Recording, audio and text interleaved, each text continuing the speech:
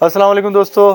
ख़र्चे होना शुरू हो गए क्योंकि सर्दियां आ चुकी हैं। इस्लामाबाद पिंडी में सर्दियां उस हद तक आ चुकी हैं कि जब हम बर्ड को प्रोटेक्ट करते हैं और बर्ड इफेक्टेड होना शुरू हो जाते हैं। तो मेरे पास तो देखें ये तरपाल भी लगा था और प्लास्टिक वाला भी तरपाल टाट जो कहना का है, ये दो डबल शीट लगी हुई हैं, एक कपड़े नुमा एक प्लास्टिक नुमा है। तो जितना इनसे कवर हो रहा था उतना मुझे लग रहा था, अब मुझे लगता है कि बल्ब की ज़रूरत पड़ गई है।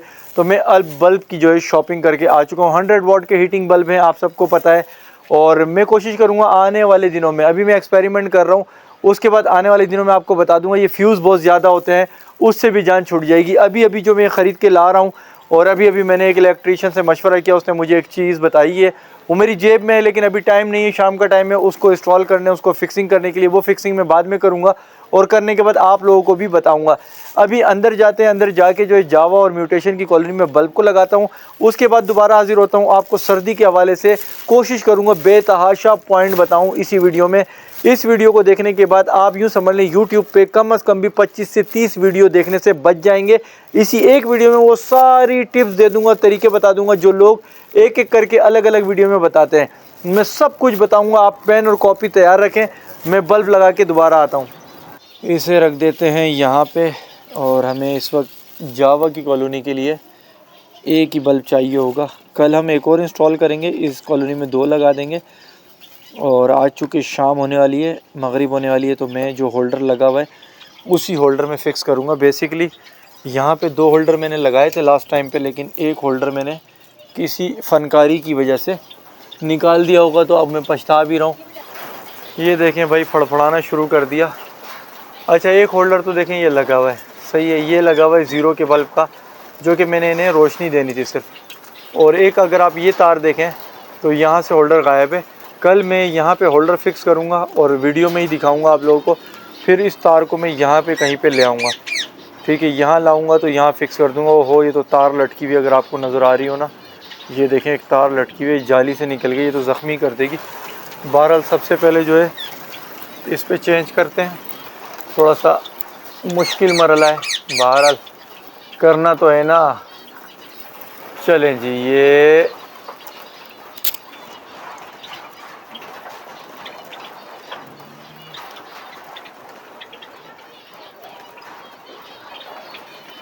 चलें जी, ये फिक्स हो गया। अब क्या होगा, अब ये जावा इधर आएंगी, जिसको भी सर्दी लगेगी यहाँ आके बैठी रहेंगी और अपना मज़ा करेंगे, क्योंकि ये एक बल्ब तो इतनी पूरी कॉलोनी को सिक्योर नहीं कर सकता। तो अब हम जाएंगे वहाँ पे म्यूटेशन वाले खाने पे, वहाँ पर भी वो ऊपर होल्डर है, उसमें भी बल्ब लगा देंगे। कल मैं आपको इधर लगा के दिखाऊंगा यहाँ पे इंशाल्लाह।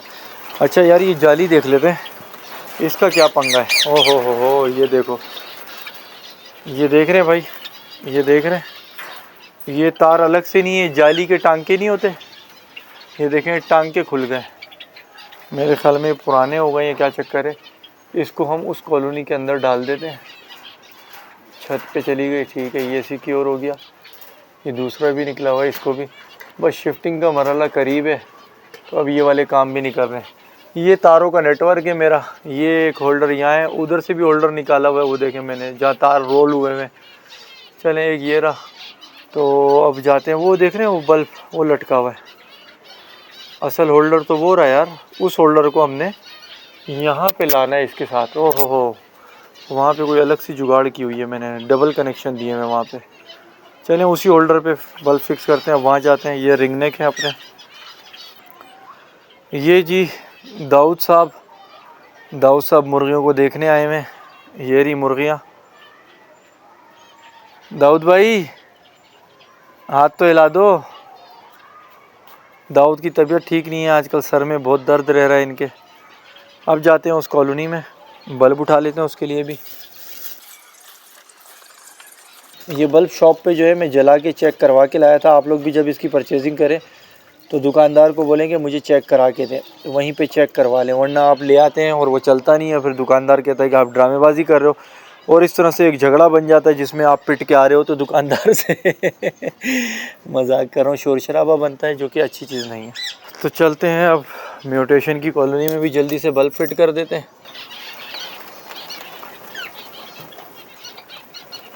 अच्छा जी, ये रही, और ये होल्डर फ्री है एक, और इसे जो है लगा देते हैं।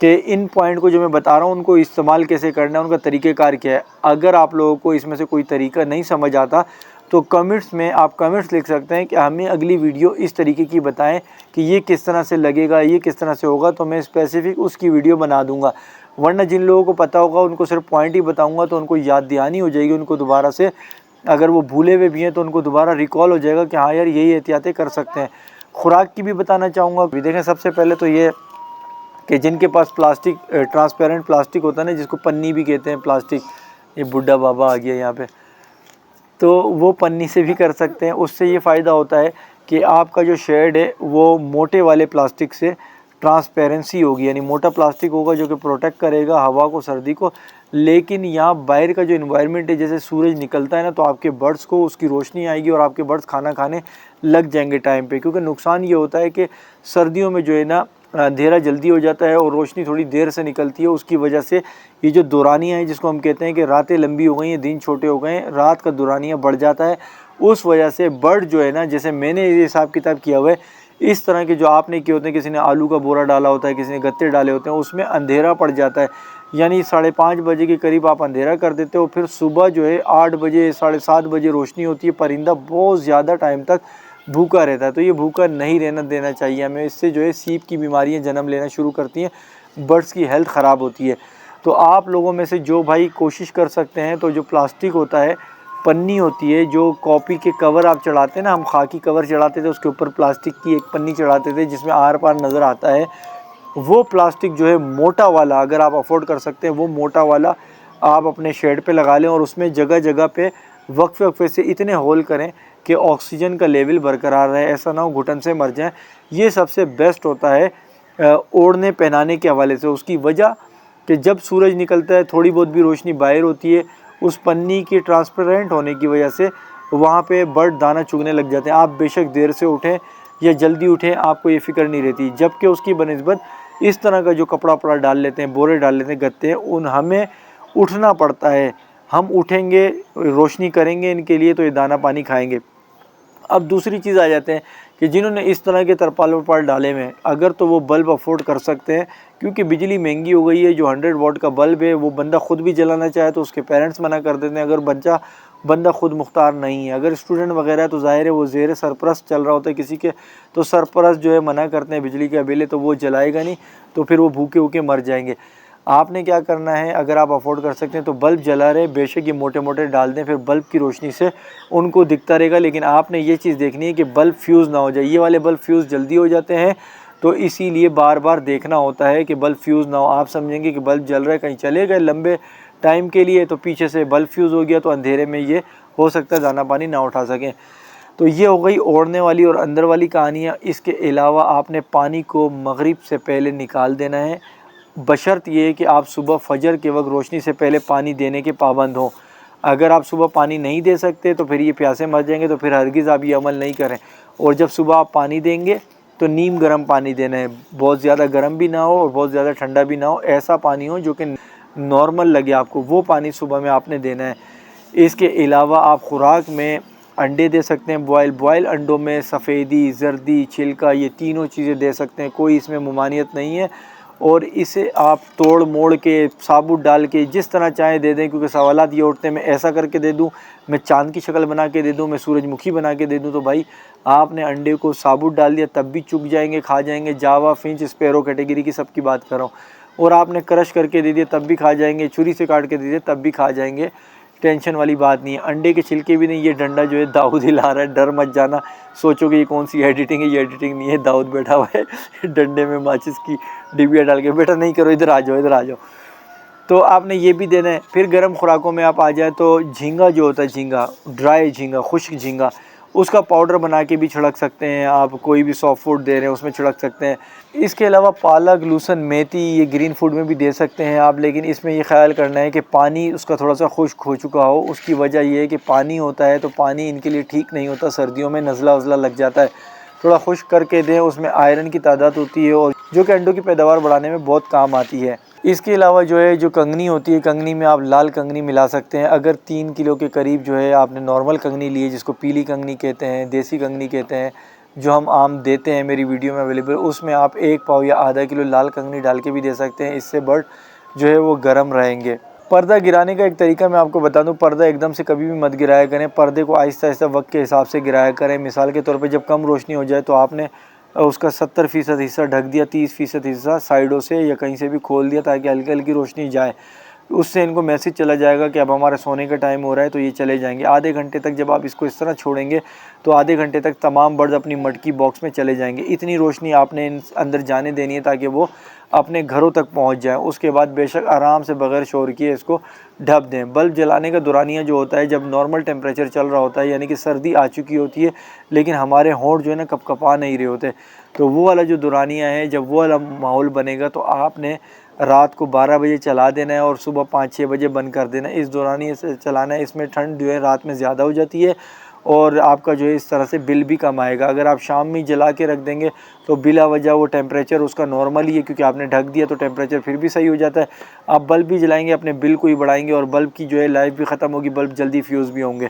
बल्बों को जलाने का जो तरीका होता है वो बेस्ट जगह ये होती है कि जहाँ पे परिंदे स्टैंड पे बैठते हैं या जहाँ पे भी उनका झुमकट्टा बैठ के रात को पूरी रात गुजारता है, वहाँ पर लगाएं ताकि उनको हीट मिलती रहे और वो अपने नंबर वाइज जो है ना अपने टेम्परेचर को मेंटेन करते रहें। जो ज़्यादा गर्म हो जाएगा वो बर्ड वहाँ से हट जाएगा, दूसरा बर्ड वहाँ पे आ जाएगा। तो ये बल्ब का तरीक़ेकार होता है। टीन की चादरें जिनके शेड पर हैं वो नीचे लाजमी थर्माकोल लगा दें, वरना टीन में जो हौस है शबनम गिरती है उससे पानी के बुलबुले बनते हैं और वो ठंड बहुत ज़्यादा बन जाती है अंदर, फिर कंट्रोल करना मुश्किल हो जाता है। और अपने बर्ड को जो है ना धूप ज़्यादा से ज़्यादा सर्दियों में दें। उसकी वजह ये होती है कि अगर रात में कोई इफेक्टेड बर्ड भी होता है तो वो धूप के पास आके अपने आप को रिकवर करने की कोशिश करता है, तो बहुत सारे मसले उस धूप से भी हल हो जाते हैं। अगर धूप नहीं पड़ेगी, अगर हल्का फुल्का आज हल्का फुल्का इफेक्टेड हुआ, फिर कल हुआ, फिर परसों हुआ, इस तरह से वो बीमार हो जाएगा। लेकिन अगर हल्की फुल्की किसी बर्ड को गलती से कोई जाली के पास बैठ जाता है, उस पर अगर सर्दी लग भी जाती है, तो वो दूसरी धूप में अपने आप को धूप वूप लेकर जो है ना वो अपने आप को सेट कर लेता है और वो इफेक्ट जो उसका रात का होता है वो ख़त्म भी हो चुका होता है। इसके अलावा बेशुमार सीड्स होती हैं, जैसे अलसी हो गई, कनेरी सीड हो गई। इस तरह के अगर सीड कोई देना चाहता है, दे सकता है, अफोर्ड करता है, तो वो दे उसे, क्योंकि ये भी गर्म सीडें होती हैं और इसमें बेशुमार फ़ायदे होते हैं जो कि ब्रीडिंग के हवाले से भी होते हैं और इनकी हेल्थ के हवाले से भी होते हैं। चूँकि ये चीज़ें थोड़ी महंगी होती हैं तो हर बंदा अफोर्ड नहीं कर सकता, इसलिए हर बंदा रिकमेंड भी नहीं करता। लेकिन जो अफोर्ड कर सकते हैं और जो शौकीन लोग हैं, जो कमर्शियल तरीके से, पूरा ही कमर्शियल तरीके से काम नहीं करे, क्योंकि कमर्शियल वाला बंदा जो है वो कैलकुलेशन करता है कि इतना दाना खिलाया तो इतना रिज़ल्ट क्यों नहीं आया। ज़ाहिर है किनेरी सीड हो गई, अलसी हो गई, अगर वो खिलाई जाएंगी किसी नॉर्मल बर्ड को तो उतना रिज़ल्ट उनको नहीं आएगा फाइनेंशियली तौर पे। लेकिन बर्ड्स की हेल्थ और बर्ड्स को सिक्योर करने के लिए करेंगे तो बिल्कुल कर सकते हैं। इस वीडियो में इस टॉपिक से हटकर बात करूं, जो लोग मुझे वीडियो में बता रहे हैं कि मुर्गी ठीक नहीं है, तो बिल्कुल सही कह रहे हैं, मुझे इस चीज़ का इल्म है, लेकिन मैं रिस्क ले रहा हूं। उसकी वजह ये कि मेरी फैमिली का शौक़ है और बच्चों को देसी अंडे देने होते हैं, इसलिए मजबूरी में मुर्गियों को रख लिया है। और जहन में ये चीज़ भी है कि ये कुछ ही दिन के मेहमान हैं, जावा और फिंचेस वगैरह यहाँ पे, क्योंकि हमने शिफ्ट हो जाना है तो वहाँ पर ये सेपरेट करेंगे। अभी मेरे पास मुर्गियों को रखने के लिए जगह नहीं थी तो मजबूरन वहाँ रखा हुआ है और मैं बहुत डर डर के रख रहा हूँ। उसकी वजह ये कि मुझे भी डर है कि ऐसा ना कोई बैक्टीरिया जो है इनको हिट कर जाए। तो बस आप लोग भी दुआ करें कि जितने दिन हम यहाँ पर हैं, यानी रेंट वाले घर पर हैं, तो उतने दिन तक तो कुछ हो नहीं, वहाँ पे जाके सेपरेट हो जाएंगे तो इंशाल्लाह कुछ होगा भी नहीं। वहाँ पर बर्ड्स को स्पैरो कैटेगरी को अलग कर दिया जाएगा और मुर्गियों को अलग कर दिया जाएगा।